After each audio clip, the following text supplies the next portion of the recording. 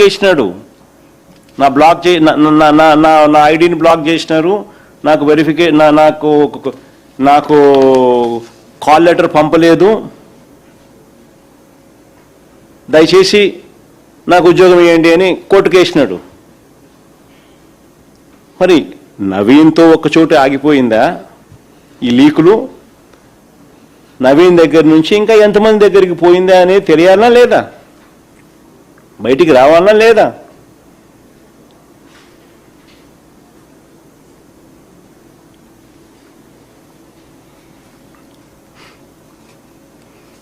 మరి సిబిఐ దర్యాప్తు జరిగితేనే కదా ఇవన్నీ తెలిసేది. మూడో పాయింట్, ఇది చాలా ఇంపార్టెంట్ పాయింట్. మూడో పాయింట్, చంద్రబాబు నాయుడు గారు ఆయన కొడుకు, అబ్బా కొడుకులు ఇద్దరూ అంగీకరించిన మరో విషయం, డిఎస్సి పరీక్ష రాయకుండానే,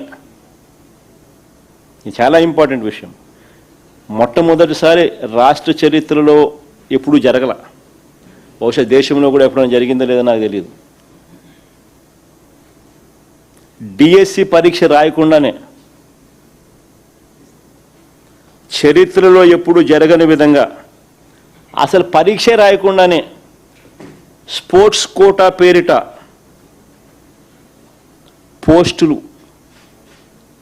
పోస్టులు వాళ్ళకు కావాల్సిన వాళ్ళకి ఇచ్చుకోవడం.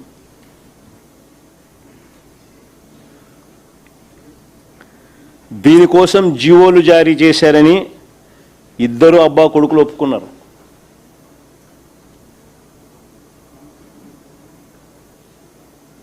దీన్ని సమర్థించుకోవడానికి వీళ్ళు చెప్పిన కబుర్లు ఏమిటో తెలుసా అసెంబ్లీలో? దీన్ని సమర్థించుకోవడానికి వీళ్ళు చెప్పిన కబుర్లు అసెంబ్లీలో ఏమిటి అని అంటే, స్పోర్ట్స్ పర్సన్స్కు టెస్ట్ పెట్టాల్సిన అవసరం లేదంట.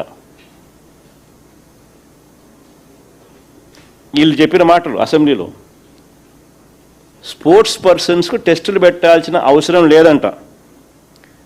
పివి సింధు లాంటి వారికి నేరుగా ఉద్యోగాలు ఇచ్చాం కాబట్టి, పివి సింధు లాంటి వారికి నేరుగా ఉద్యోగాలు ఇచ్చాం కాబట్టి పిల్లలకు చదువులు చెప్పే ఈ టీచర్ ఉద్యోగాలు కూడా, అవి కూడా 372 ఉద్యోగాలు.